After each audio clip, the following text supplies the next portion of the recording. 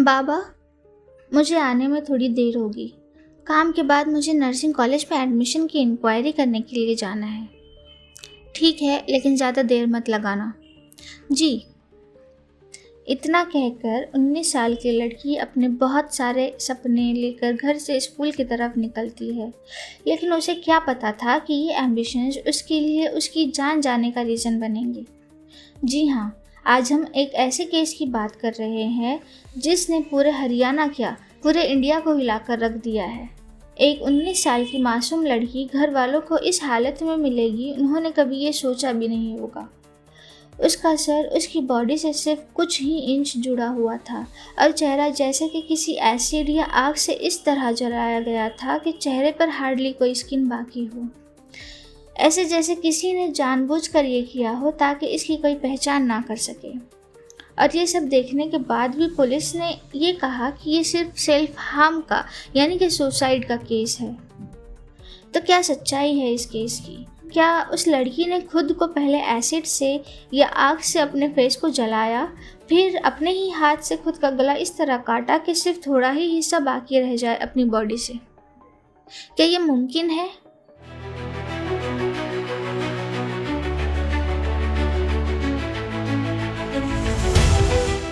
हर missing person case एक घड़ी से स्टार्ट होता है और जैसे ही वो घड़ी आगे चलने शुरू करती है, वैसे ही वो इंसान के ज़िंदा और सेफ रहने की उम्मीद धीरे धीरे कम होने लगती है। इंडिया में हर साल 2.5 लाख से ज़्यादा लोग लापता होते हैं। उनमें से कुछ लोग कुछ घंटों में वापस आ जाते हैं और कुछ कभी नहीं मिलते। पुलिस कहती है पहले 24 घंटे सबसे ज़्यादा मायने रखते हैं, लेकिन क्या पुलिस इन 24 घंटों में सच में कोई एक्शंस लेती है? हम आज जो केस की बात कर रहे हैं उसमें पुलिस ने पहले 24 घंटे कुछ नहीं किया, क्योंकि जो लापता हुई थी वो एक लड़की थी और इन्वेस्टिगेट करने से ज़्यादा आसान होता है कि ये बोल देना शायद वो अपने दोस्तों के साथ घूमने गई होगी या किसी के साथ भाग गई होगी, आ जाएगी 2 दिन में। तो ये सब कहाँ से स्टार्ट हुआ?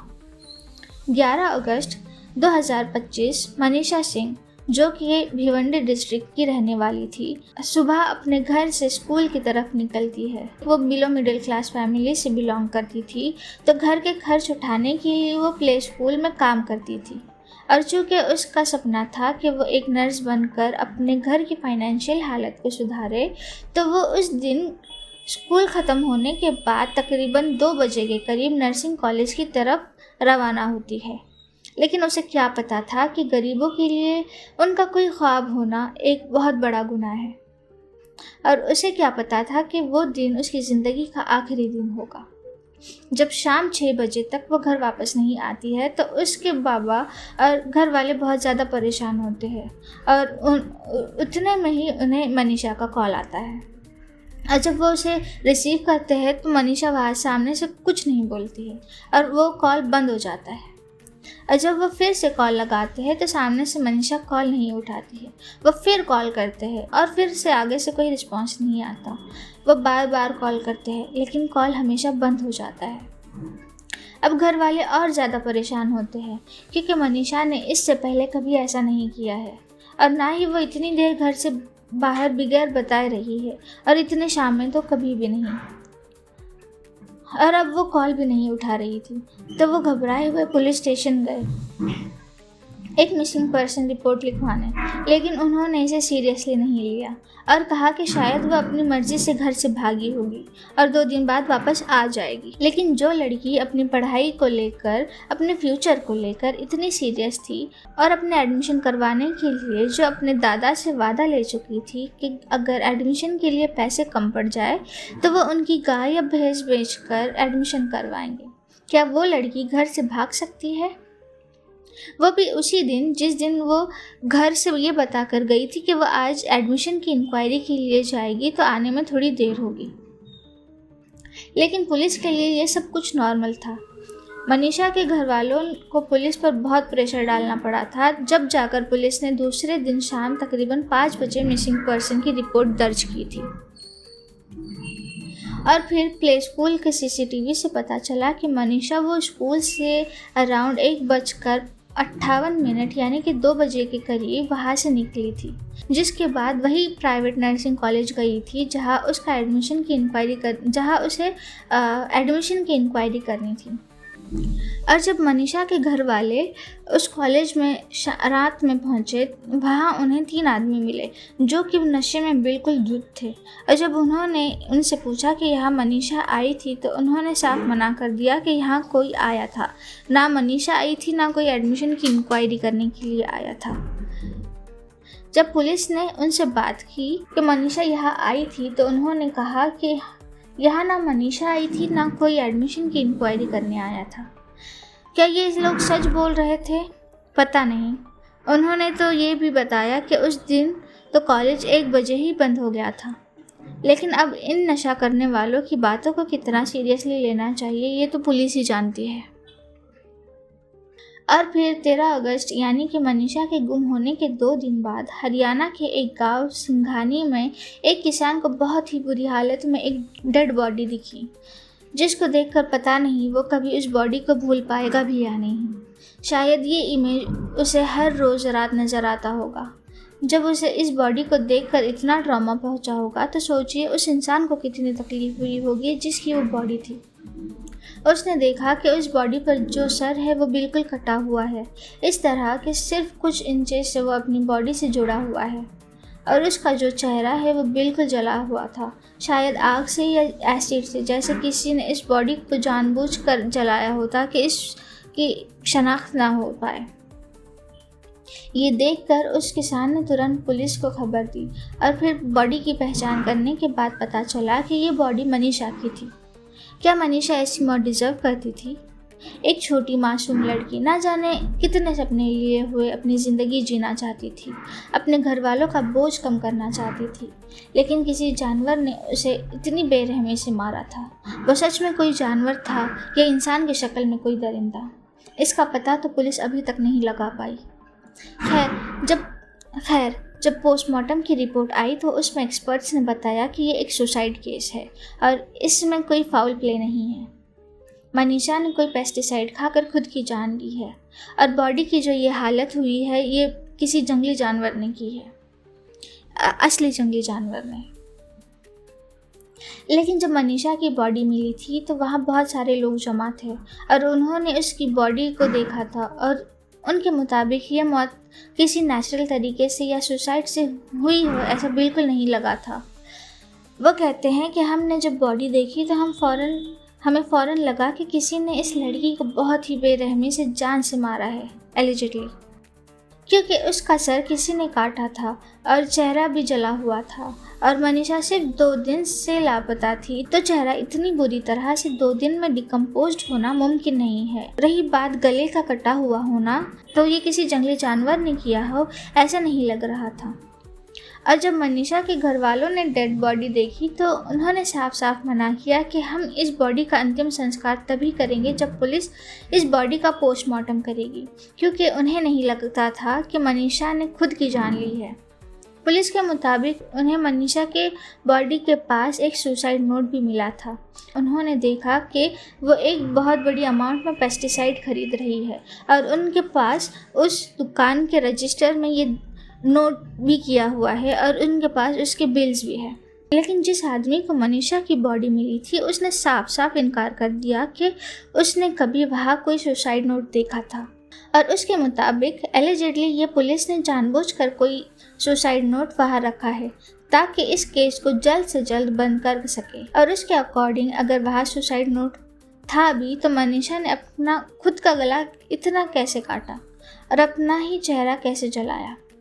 ऑटोप्सी रिपोर्ट में तो ये बताया गया है कि किसी जंगली जानवर ने ये किया है, लेकिन उसकी बॉडी पर तो कोई जंगली जानवर का सलाइवा भी नहीं मिला है। अगर आपने डेड बॉडी की पिक्चर्स देखी होगी जो कि इंटरनेट पर अवेलेबल है तो उससे ऐसा बिल्कुल भी नहीं लगता है कि ये किसी जंगली जानवर ने किया होगा, क्योंकि इस तरह से गला कटना, फिर चेहरे की स्किन का इस तरह से जलना बिल्कुल भी सुसाइड की तरह और एक जंगली जानवर के अटैक की तरह नहीं लगता।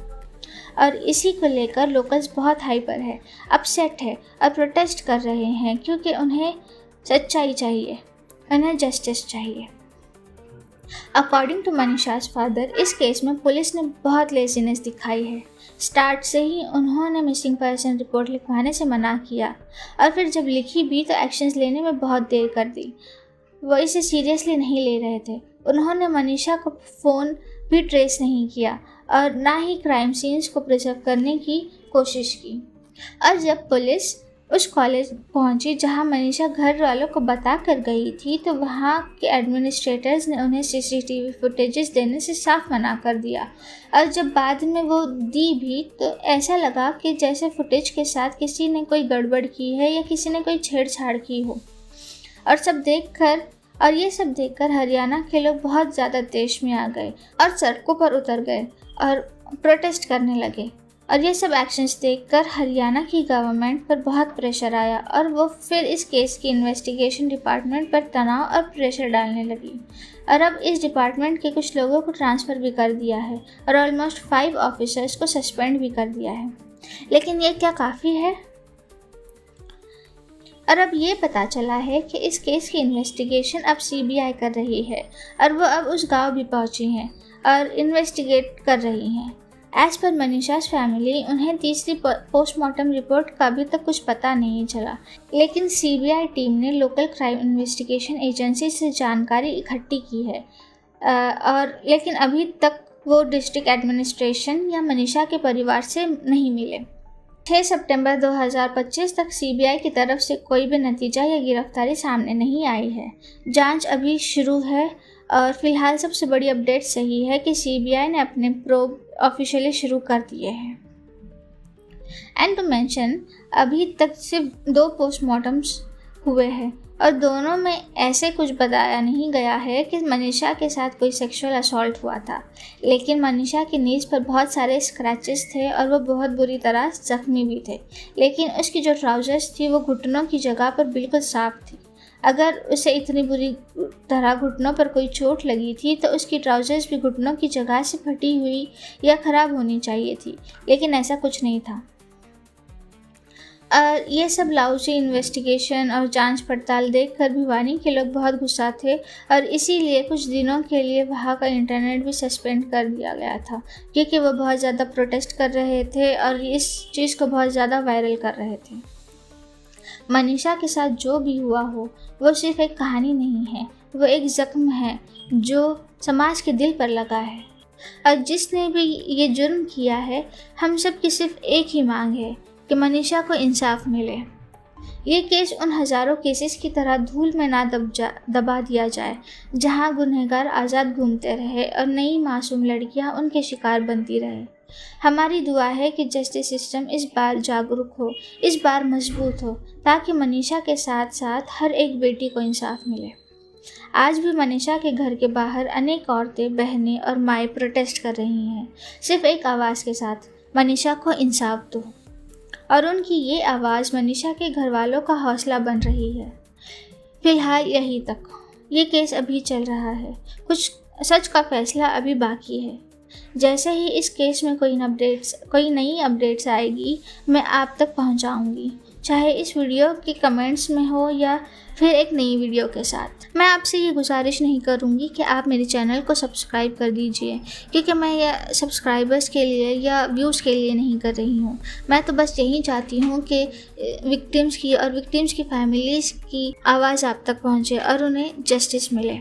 लेकिन हाँ, एक गुजारिश ज़रूर करना चाहूँगी कि आप आपका बहुत ज़्यादा ख्याल रखें, अपने परिवार का ख्याल रखें।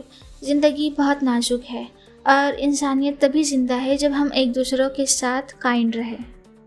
मैं आपसे अगली वीडियो में मुलाकात करती हूँ, तब तक के लिए गुड बाय।